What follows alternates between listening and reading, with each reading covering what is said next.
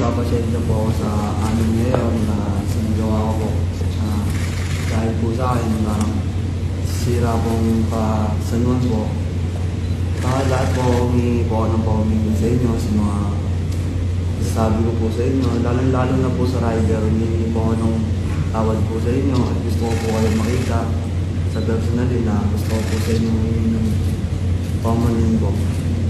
Sa mga nagbabanta po sa akin, hindi ko na rin po maisip ng stress na rin po ako na kung ano-ano na lang din po lumalabas sa pagbabanta sa akin na lalo na po sa mga pamilya na humingi lang po ang tawad sa mga nagawa ko, sa mga tingin sa akin ng tao.